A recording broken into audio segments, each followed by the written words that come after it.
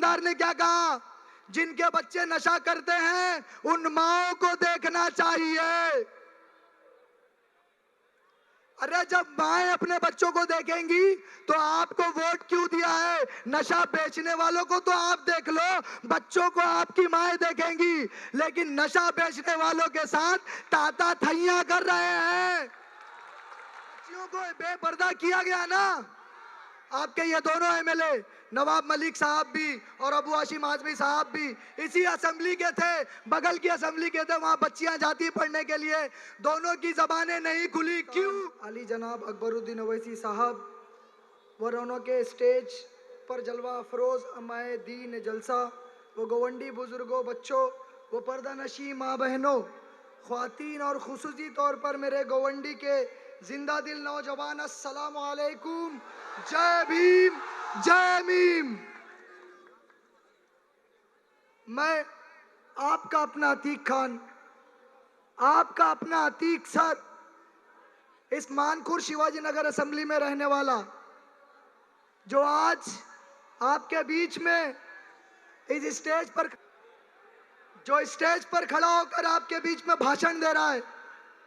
पिछले इलेक्शन तक मैंने कभी सोचा नहीं था कि मैं वहां से यहाँ का सफर तय करूंगा, और वहां से यहाँ का सफर तय करने के लिए जो यहाँ के पैसे वाले नेताओं ने जिस तरह से गोवंडी के दिमाग में एक रॉन्ग नंबर ठोक दिया था कि गरीब इंसान कभी इलेक्शन नहीं लड़ सकता, शरीफ इंसान कभी इलेक्शन नहीं लड़ सकता, ईमानदार इंसान कभी इलेक्शन नहीं लड़ सकता, तो मैं जनाब असदुद्दीन ओवैसी, जनाब अकबरुद्दीन ओवैसी और एमआईएम पार्टी के तमाम मेंबरान की और गोवंडी के जो हमारे एमआईएम पार्टी के जो मेंबरान हैं और हैदराबाद की जो टीम यहाँ से आई है, सबका शुक्रगुजार हूँ। और ये जिंदा दिल अवाम का शुक्रगुजार हूँ कि एक गरीब के बच्चे को उठाकर आपने आपके बीच से उठाकर इस स्टेज तक पहुँचा दिया। आप सब लोगों का मैं जोरदार शुक्रिया अदा करता हूँ। और आज ये वक्त आ गया है गोवंडी को जवाब देने का। आज ये इलेक्शन नहीं है, आज ये इलेक्शन नहीं, आज ये गोवंडी की इज्जत, और गोवंडी को जो लोग जलील करते हैं कि गोवंडी पैसे लेकर वोट देती है, गोवंडी अपने वोटों को 200-500 रुपए पर बेच देती है, मानखुर शिवाजी नगर असेंबली का वोटर जो है वो बिकाऊ है। आज ये जिंदा दिल जनता बिना पैसों में आई हुई बता रही है कि गोवंडी की जनता बिकाऊ नहीं है, तुम्हारी औकात नहीं है इनके वोटों को खरीदने की। आज ये गोवंडी की जनता कसम खा कर घर से निकली कि एक गरीब, एक हाफिज के बच्चे को उठाकर हम एमएलए बना देंगे, जो हमारा खादिम होगा, हमारा गुलाम होगा, 5 साल के लिए हमारी गुलामी करेगा, ना के अपने आप को एक लग्जरी कार में घूमेगा, उसकी कार की कांच नीचे नहीं उतरेगी और लग्जरी कार से हाथ दिखाते हुए चला जाएगा। लेकिन मानखुर्द असेंबली इस बार अपना एमएलए चुनने जा रही है उस नौजवान को जो आपके बीच में रहता है, जो पैदल चलता है, गली गली को, कूचे कूचे को जानता है, जो आपकी तकलीफों को बखूबी जानता है। आज मैं यहां पर कोई तकरीर नहीं करूंगा, मैं सिर्फ आप लोगों से बात करने के लिए आया हूं कि किस तरह से पैसे वाले उम्मीदवारों ने, इन धन्ना सेठों ने गोवंडी के लोगों को, मानखुर शिवाजी नगर असेंबली के लोगों को ठगा है। मैं आपके सामने कुछ डेटा रखना चाहता हूं। चूंकि मेरा ताल्लुक इकोनॉमिक्स से भी है, मेरा ताल्लुक पॉलिटिकल साइंस से भी है, और मैं संविधान पढ़ाने वाला आदमी हूं। डॉक्टर बाबा साहेब अम्बेडकर का जो संविधान लिखा गया है, मैंने सिर्फ उसको पढ़ा नहीं है, उसको अपनी अमली जिंदगी में लेकर आया है और मैं उसको सिखाता हूं। और उसी संविधान के आर्टिकल 324 ने ये इलेक्शन कमीशन को बनाया ताकि लोग इलेक्शन के जरिए चुनकर आए और राजा बने, राजा का बेटा राजा ना बने। लेकिन यहाँ पर कुछ ऐसे नौजवान नेता हैं, कुछ ऐसे पॉलिटिशियन हैं जो अपनी सीट पर अपनी बेटी को लड़ाते हैं और यहाँ गरीबों को पैसा दिखाकर उनका वोट खरीदने के लिए चले आते हैं। तो इनको जवाब देने के लिए डॉक्टर बाबा साहब अम्बेडकर के दिए हुए संविधान के वास्ते में यहाँ पर खड़ा हूँ। अब मैं आपकी असेंबली के बारे में बता दूं। जो लोग बोलते हैं ना काम बोलता है, मेरी माँ, मेरी बहनों, आपके साथ कितनी ठगी की गई। मेरे भाइयों, आपके साथ कितनी ठगी की गई, मैं उसको आपके सामने रखता हूं।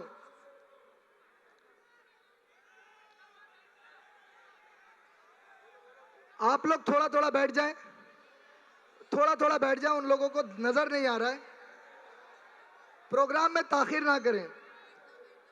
आपके सामने जितने बाहरी नेता आ रहे हैं, आप अगर उनको सवाल पूछ लें, शायद अभी मैं बता दूं तो उनको भी पता चल जाए कि गोवंडी का जो इलाका है वो कितने स्क्वायर किलोमीटर में आता है, तो वो ये नहीं बता सकते हैं वो आपकी असेंबली को क्या बदलेंगे।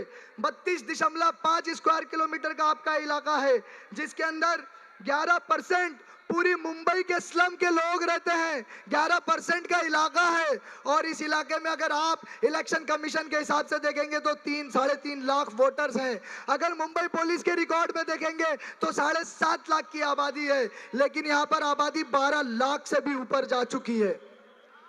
और ये 12.5 लाख की आबादी जो है किस तरह से आपको परेशान करती है वो देखिए। डेवलपमेंट के नाम पर किस तरह से आपको बेवकूफ बना गया। आपने कभी सोचा है इन्फेंट मोर्टालिटी रेट, यानी जो बच्चे पैदा होते हैं उनकी मौतें हो जाती हैं, अगर आप गोवंडी में देखेंगे तो 1000 बच्चों के बीच में 55 बच्चों की मौतें हो रही हैं। लेकिन गोवंडी छोड़कर अगर पूरे महाराष्ट्र स्टेट की बात करें तो सिर्फ 45 बच्चों की मौत होती है। आपकी गोवंडी के 55 बच्चे मरते हैं पैदा होते साथ। ये डेवलपमेंट दिया है आपको यहाँ के नेताओं ने, पैसे वाले नेताओं ने। अगर आप लाइफ एक्सपेक्टेंसी रेशो की बात करें, एक आदमी कितना एवरेज साल यहाँ पर जीता है, तो आपको सुनकर हैरत होगी कि एक आदमी सिर्फ 39 साल एवरेज जीता यहाँ पर। लेकिन अगर आप पूरे महाराष्ट्र, पूरे मुंबई शहर की बात करेंगे तो 67 साल। और अगर आप रेलवे स्टेशन क्रॉस करके खाली ईस्ट में चले जाएं तो वहां के लोग भी 67 साल जीते हैं। लेकिन आपका नौजवान 39 साल 39 इयर्स में मर जा रहा है। ये यहाँ का डेवलपमेंट हमारे बाहरी नेताओं ने दिया। और ये ऐसा इसलिए हो रहा है कि हमने कोलाबा वालों को, अंधेरी वालों को, कुर्ला वालों को नेता बना दिया, और वो अपनी लग्जरी कार में बैठकर आते हैं, अपनी एसी की ऑफिसेज में बैठ जाते हैं, वहां से बैठकर पूरा एडमिनिस्ट्रेशन का काम देखते हैं। फिर उसी लग्जरी कार में बैठ के कोलाबा, कुर्ला और अंधेरी के घरों में जाकर एसी चालू करके सो जाते हैं। लेकिन यहाँ की एसएमएस कंपनी का धुआं हम फाक रहे हैं। डंपिंग ग्राउंड का जो स्मेल आ रहा है, मिथेन आ रही है, वो हम फाक रहे हैं। यहाँ बगल में आपके सीमेंट फैक्ट्री है, उसको हम फाक रहे हैं। यहाँ का प्रदूषण, यहाँ का जो प्रदूषण हो गया, एनवायरमेंट खराब हो गया है, उसको हम जूझ रहे हैं, जिस वजह से यहाँ के नौजवानों को हार्ट अटैक, कैंसर जैसी बीमारियां और टीबी का हॉटस्पॉट बना बैठा है। फिर भी यहाँ के नेता बोलते हैं कि काम बोलता है। आप अपना हाथ उठाकर बोलिए, आप अपना हाथ उठाकर बोलिए कि आपको अपना लोकल आमदार चाहिए या नहीं चाहिए। अगर चाहिए तो हाथ उठाकर जवाब दीजिए। बहुत शुक्रिया। इस असेंबली के अंदर आपको जानकर बड़ी हैरत होगी कि 11.2% लोग ऐसे हैं जिनको खाना अवेलेबल नहीं है 2 टाइम का। 11.2% लोग ऐसे हैं जिनको 2 वक्त की रोटी मैसर नहीं है। यह डेवलपमेंट यहां पर हुआ है। 65% रेगुलर हंगर यहाँ पर है। और अगर मैं औरतों की बात करूं, मेरी माँ बहनों, पर्दा नशी माँ बहनों, देखो आप लोगों को किस तरह से ये बड़े बड़े नेताओं ने बेवकूफ बनाया है। पब्लिक लैट्रीन, जिसे हम यहाँ पर आम भाषा में बाथरूम बोलते हैं, बाथरूम का ये हाल है। आपको बाथरूमों की बिल्डिंग दिखती है ना, बनी हुई है, आपको वो बिल्डिंगें दिखाकर बोलते देखिए हमने बना दिया, लेकिन वो सारी बिल्डिंगें बंद है। और आपको अगर मैं बता दूं तो 145 लोग एक टॉयलेट सीट इस्तेमाल करते हैं गोवंडी में, ये डेटा बोल रहा है। 145 लोग एक बाथरूम की सीट को इस्तेमाल करते हैं। और जनरली कितना है, 25।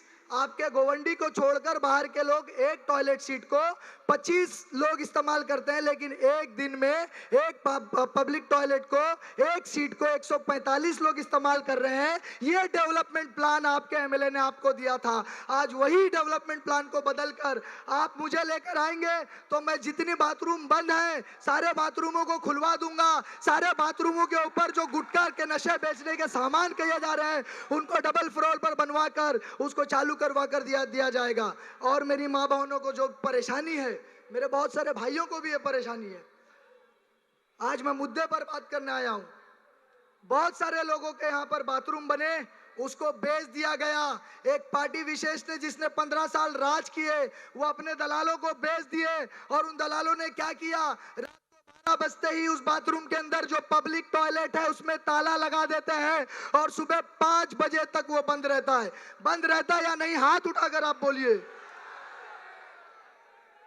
तो ये बाथरूम किसी के बाप का है? ये बाथरूम आपका है। वो ताला टूटना चाहिए या नहीं टूटना चाहिए? वो ताला टूटना चाहिए। इसलिए आप मुझे वोट दोगे, पहले दिन ही मैं उस ताले को तोड़ दूंगा अगर आप मुझे जिता कर देते हो। सारे बाथरूम 24/7 24 घंटे खुले रहेंगे, साफ पानी के साथ, सैनिटाइजेशन के साथ खुले रहेंगे, अगर मुझे आप इलेक्शन जिताकर असेंबली में भेजने का काम करते हो तो।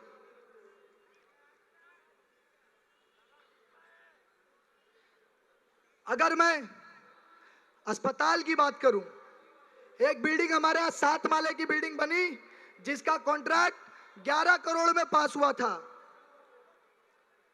और बनते बनते 25 करोड़ रुपए खर्च हो गए। आप समझते हैं, बखूबी गोवंडी के लोग जानते हैं कि एक घर बनाने के लिए जो 10 लाख का उनका अपना घर है, उसके अंदर कितनी दलाली देनी पड़ती है। कॉर्पोरेटर से लेकर एमएलए तक सब दलाली खा रहे हैं। खा रहे हैं नहीं खा रहे? आप हाथ उठाकर बोलिए। तो ये दलाली बंद होनी चाहिए नहीं होनी चाहिए? ये दलाली मैं बंद कराने का काम करूंगा।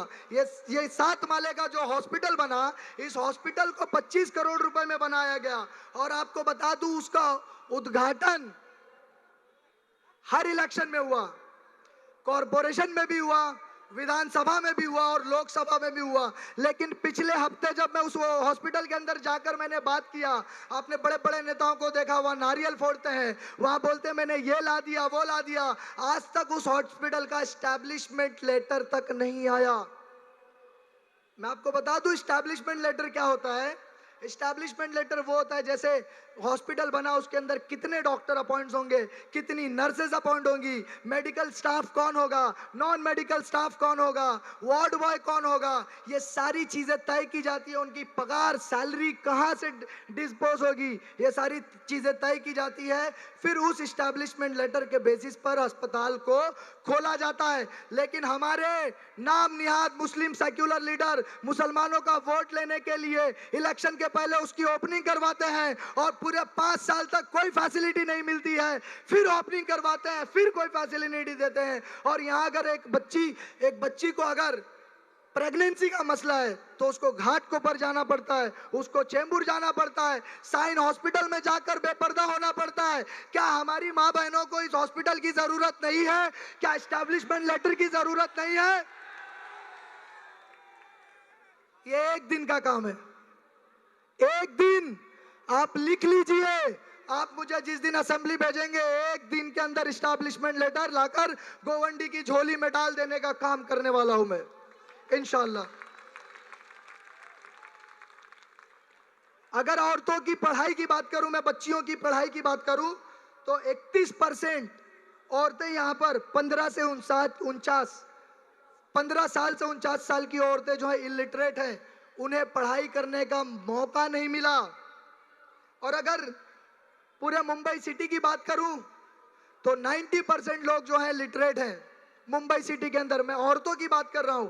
हमारी बच्चियों को पढ़ने का मौका क्यों नहीं मिल रहा? क्या हमारे एमएलए ने, पैसे वाले एमएलए ने जो अपनी बच्चियों को लंदन में पढ़ा रहे हैं, क्या गोवंडी मानखुर्द के लोगों का वोट लेकर उनका यह हक नहीं बनता था कि वो हमारी बच्चियों से पूछे कि आप पढ़ क्यों नहीं पा रही हैं? क्यों नहीं पूछा उन्होंने? ये सवाल आपको पूछना है। और अगर आप चाहते हो कि आपकी बच्चियां पढ़े तो आप मुझे एमएलए बनाकर असेंबली में जरूर भेजें, इंशाअल्लाह। अकबर साहब यहां पर मौजूद हैं, मैं इनकी मौजूदगी में यह बात कह रहा हूं, इंशाअल्लाह 3 साल के भीतर भीतर बीबी फातिमा गर्ल्स कॉलेज, जो डिग्री कॉलेज होगा, इस गोवंडी की सरजमीन पर बना कर दूंगा। और उसके लिए मुझे सरकार से कोई लैंड मांगने की जरूरत नहीं है। मांगता वो है जो मजबूर होता है। जिन नेताओं के पास 3,85,000 वोटर्स की मत हो, 3,85,000 वोटर का सपोर्ट हो, वो असेंबली के अंदर मांग रहा है और असेंबली के बाहर कहता है मेरी कोई सुनता नहीं है। अरे कोई सुनेगा कैसे? तुझ में वो पावर ही नहीं है कि कोई सुने। अरे एक बार एमआईएम के इन शेरों को देखो, इन शेरों को देखो। हैदराबाद की सरजमीन के ऊपर सरकार को घुटने पर लाने का काम करते हैं। इंशाअल्लाह यहाँ पर भी महाराष्ट्र की सरजमीन के ऊपर अगर एमआईएम के आपने 16 कैंडिडेट जिता कर दिया तो किसी की भी सरकार बने उसको घुटने पर गिराने का काम करेंगे इंशाअल्लाह।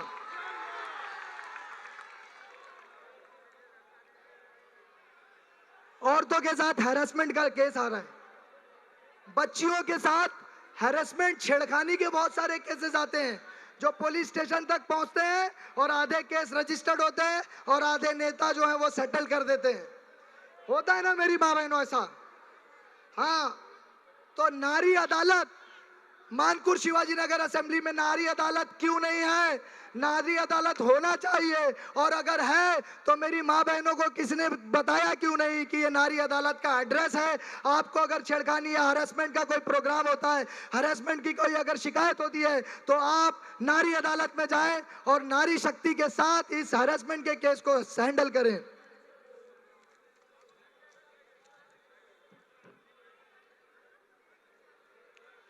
अब मेरे पास ज्यादा वक्त नहीं है, सिर्फ 5 मिनट है, आपका 5 मिनट ले लूं। नशा यहाँ का बहुत अहम मुद्दा है।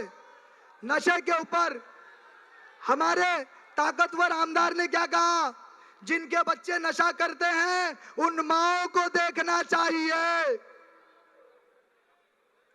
अरे जब माएं अपने बच्चों को देखेंगी तो आपको वोट क्यों दिया है? नशा बेचने वालों को तो आप देख लो, बच्चों को आपकी माएं देखेंगी, लेकिन नशा बेचने वालों के साथ ताता थैया कर रहे हैं।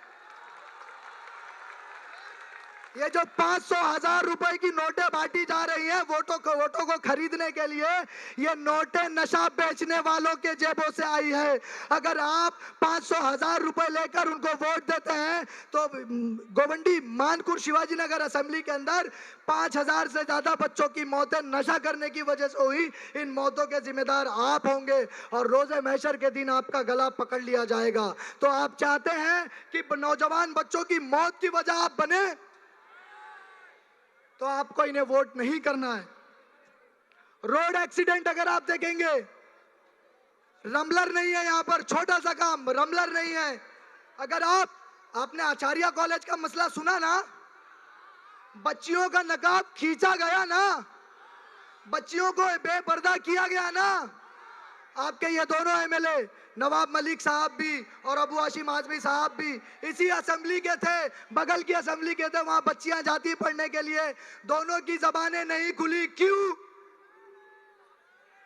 वो इसलिए कि उनके कायद ने उन्हें मना कर रखा था। लेकिन आप मुझे असेंबली में भेजने का काम करेंगे तो मेरा कायद मुझे कान पकड़कर बोलेगा बच्चियों का नकाब उतारा जा रहा है, तुझे काम करना पड़ेगा। आप गुलाम कायद ना चुने, ऐसा कायद चुने जो आप लोगों के मसलों पर किसी दूसरे की इजाजत लेने की बजाय खुद जुर्रत करे और काम करे। आप लोगों के बीच में बहुत बड़ा मसला मैं डिस्कस करने जा रहा हूं। आपके घर 14 फीट के है ना? 14 फीट के ऊपर आपने बनाया।